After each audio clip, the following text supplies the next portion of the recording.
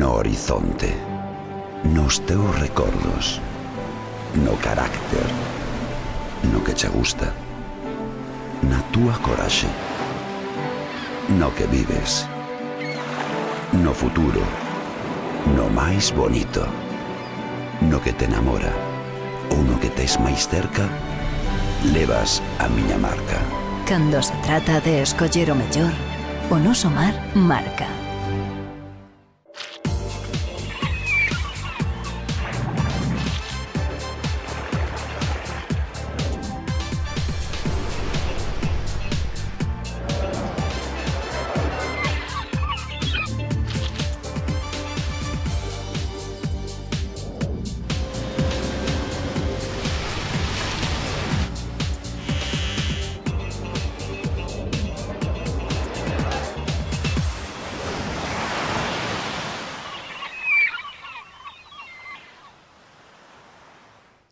Ola, moi boas, sexan benvidos a unha nova edición de Informar, na que estaremos en Rianxo para facer un balance do que está a ser a campaña do Vou de Vara. Tamén nos desplazaremos ata Vilagarcía, onde veñen de comezar as obras do paseo marítimo de Carril e faremos un balance do peche de tempada dos minicruceiros polas Rías Baixas. Estes temas e máis, hoxe aquí en Informar. Comezamos.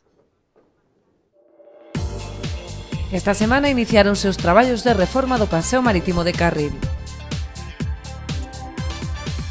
Máis de 1000 pasaxeiros viaxaron nos minicruceiros das Rías Baixas nesta tempada 2017. A construción naval e madeira presume en Rianxo do peso específico con que segue a contar o sector.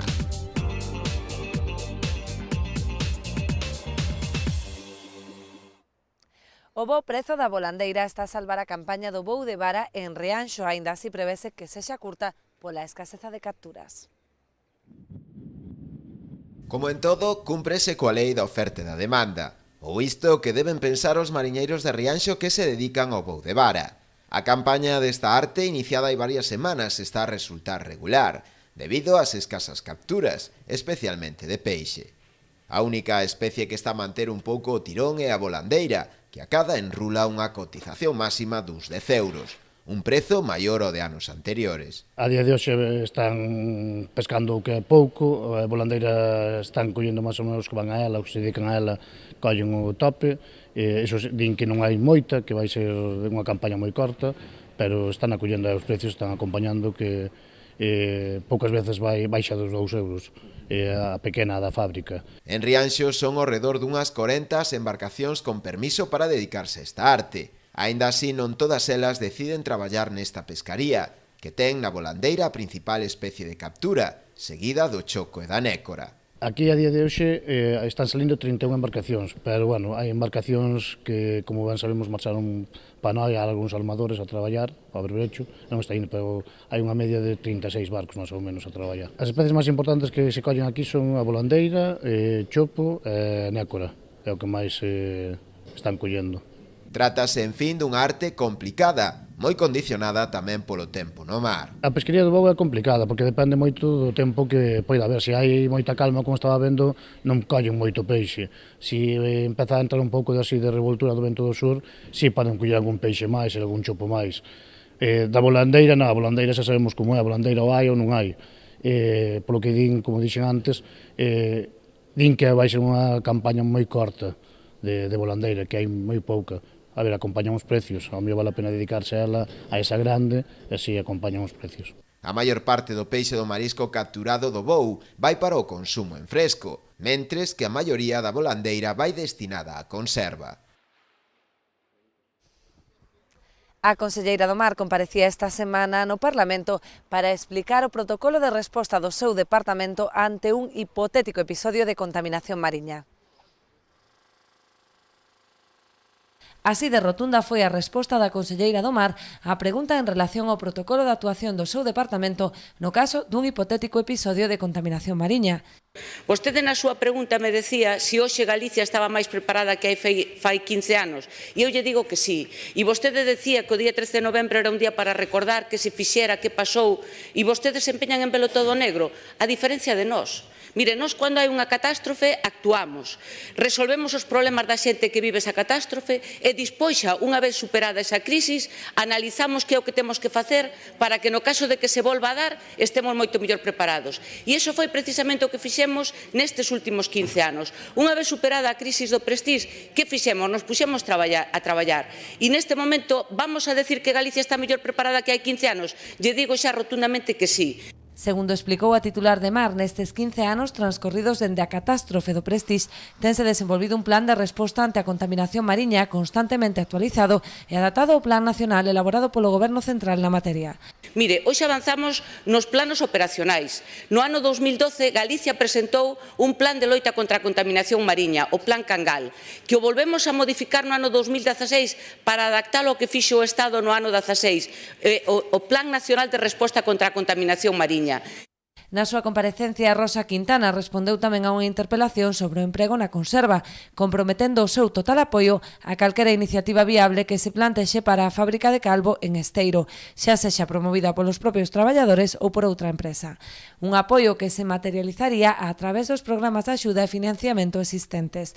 Todo isto, dixo a conselleira, sen deixar de verificar o cumprimento das condicións do traslado a Carballo que están a negociar a empresa e os traballadores afectados. Iniciada a reforma integral do paseo marítimo de Vilagarcía, as obras executaránse en dúas fases e estarán rematadas antes do verán de 2018.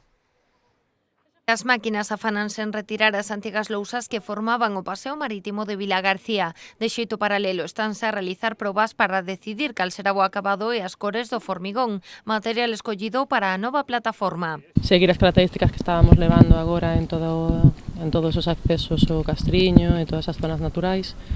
Facer hormigón, que é un material moi duradeiro, aparte de ser duradeiro, como ben dixo o alcalde, un firme moi accesible, moi fácil de pasar por ele porque non se levanta, non necesita ningún tipo de mantemento, é moi continuo. E despois, bueno, que sí que se intenta un pouco xogar con unhas tonalidades co hormigón para que, como ben decía o alcalde, o ser tan longo que non desa sensación de ser todo tan monótono. A intención é que o material sexa máis seguro e evite as roturas que se producían coas lousas, tamén que requira menos mantemento que o todo agora e que mellore a accesibilidade do paseo. O que nos está pedindo a xente, máis que cuestións estéticas, é que sexa un firme regular. Que sexa un firme que non se este levantando, que non teña tropezóns, que as persoas maiores que frecuentan moito este paseo pois poidan camiñar con seguridade. A primeira fase das obras comezou polos extremos e está previsto que quede rematada en 3 meses. O treito central abordarase nunha segunda etapa, que se executará nos primeiros meses de 2018.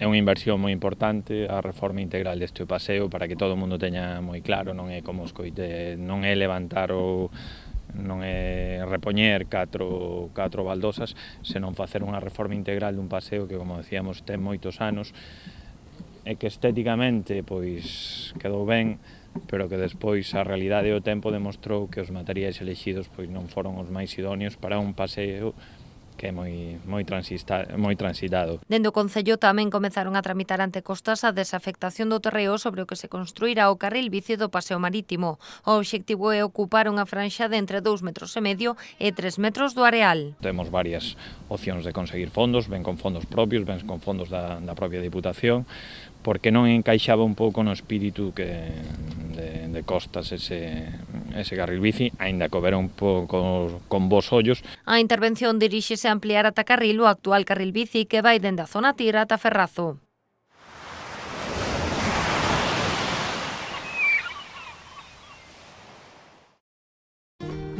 Eu confío na conservación e o respeto ao medio ambiente. Eu confío na pesca de boixura artesanal e selectiva. Eu confío no traballo feito con esmero e agarimo. Eu confío no mellor sabor e na máxima frescura. Confía na calidade e busca este distintivo. Pesca de Rías, de onde senón.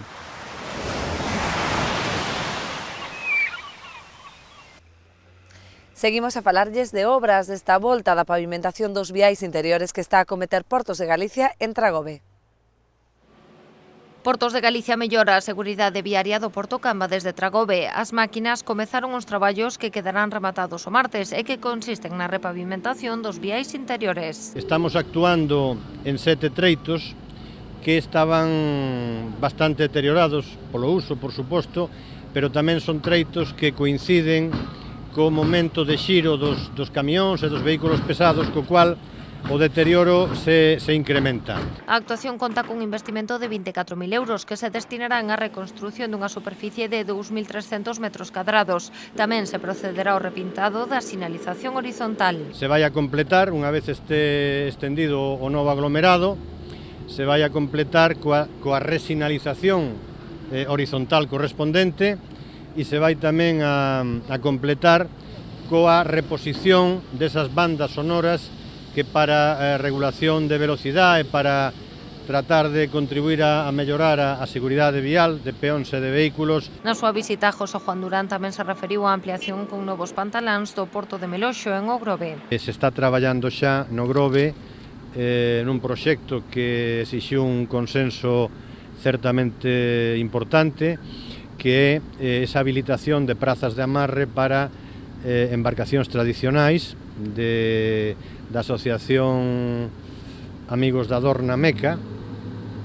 Tamén se van a habilitar unhas prazas para os membros, son pescadores, me parece, deportivos, dunha asociación que se chama O Isco. Van a quedar unhas prazas para embarcacións de terceira lista de profesionais. A actuación en Tragobe responde a outras intervencións semellantes que xa realizou o ente autonómico noutras das dársenas da súa titularidade. Exitoso balance dos minicruceiros polas Rías Baixas que pecharon a tempada con máis de 1.000 pasaxeiros, o que supón o 65% da ocupación. Este grupo de veciños da parroquia viguesa de Matamá vense sumar os máis de 1.000 pasaxeiros que xa participaron nos minicruceiros polas Rías Baixas. A aposta da Xunta por este proxecto, desenvolvido conxuntamente coa Asociación Galega de Náuticos, pode medirse nunha cifra, o 131% de crecemento deste proxecto desde a súa posta en marcha en 2016 ata este ano. 131%, tendo en conta que o ano pasado tivemos, no 2016 eran 6 meses, en este 2017 só tivemos 4 meses e xa levamos tanto un nivel de ocupación de máis de 1.000 persoas que disfrutaron dos cruceiros e ademais tamén outra cosa que para nos parece nos importante que cada vez todos estes cruceiros, estes barcos foron con moita máis ocupación, estamos en torno ao 65% de ocupación de cada un dos barcos. Unha das cousas que queremos destacar é que neste xermen do proxecto a idea era que foran as Rías Baixas as que comenzaran e foran o precursor dos cruceiros costeiros. A idea que para o 2018 non só sexan as Rías Baixas, senón que tamén sumemos as Rías Altas como eses posibles itinerarios para dar a coñecer a todo o público, non só o público nacional, sino o público internacional. Máis de 8.500 axencias de viaxe en España e Portugal dispoñen do material promocional para ofertar estes cruceiros, tanto os mini como os circuitos costeiros de ata 7 días. Estes mini cruceiros que son os cruceiros dun día, pero tamén temos a modalidade dos cruceiros costeiros que son esa que comentaba dicindo que eran 5 días, 7 días de duración. Por qué?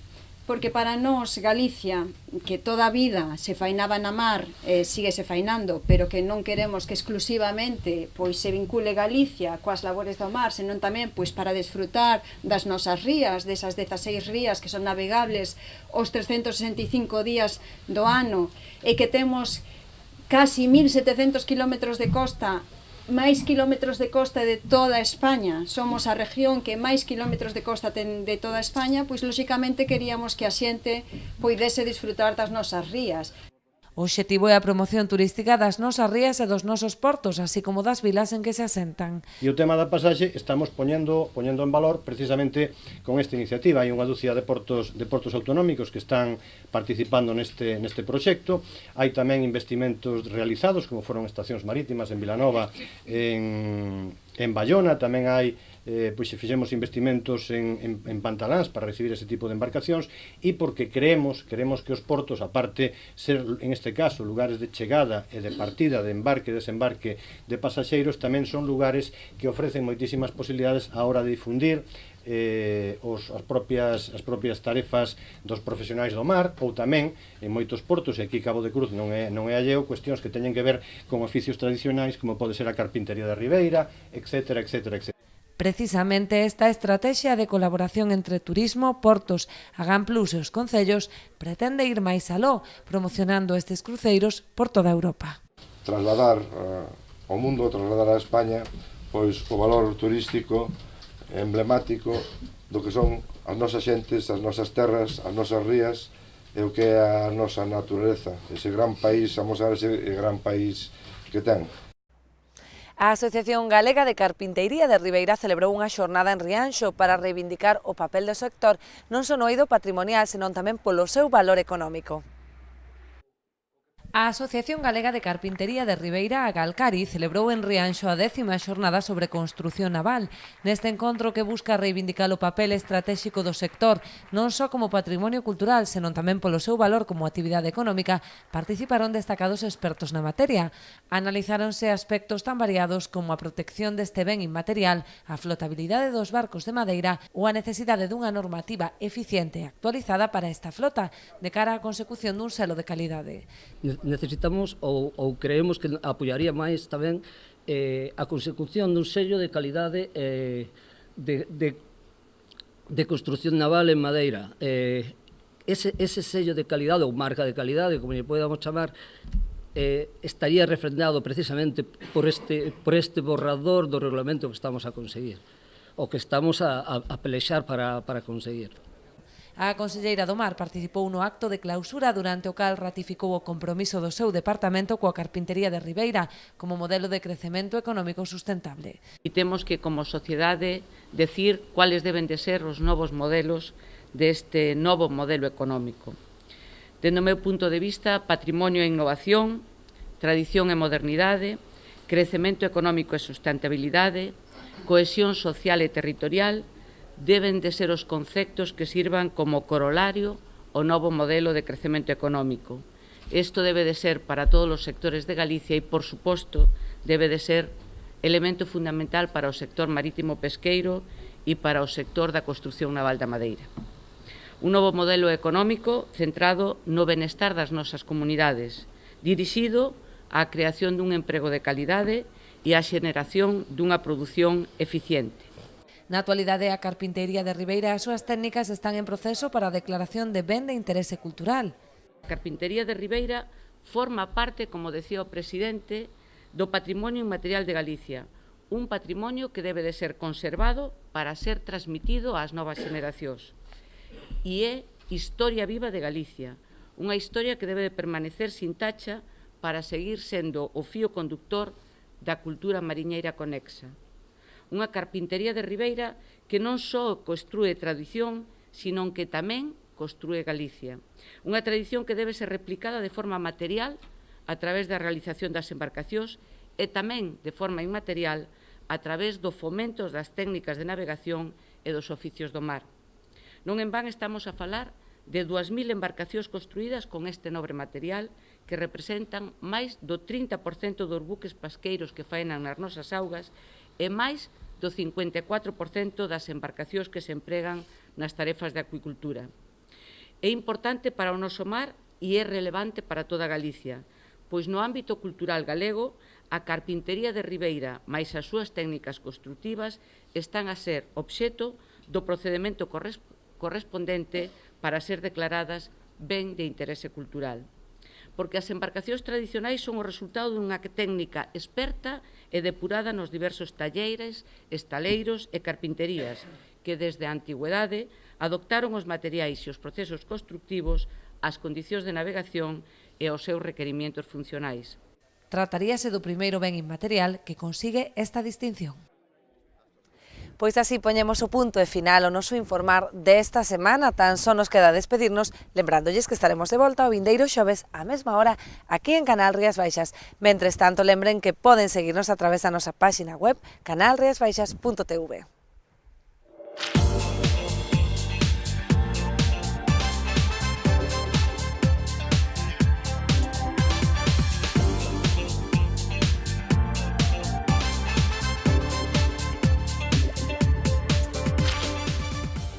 No horizonte, nos teus recordos, no carácter, no que che gusta, na túa coraxe, no que vives, no futuro, no máis bonito, no que te enamora ou no que tes máis cerca, levas a miña marca. Cando se trata de escoller o mellor, o noso mar marca.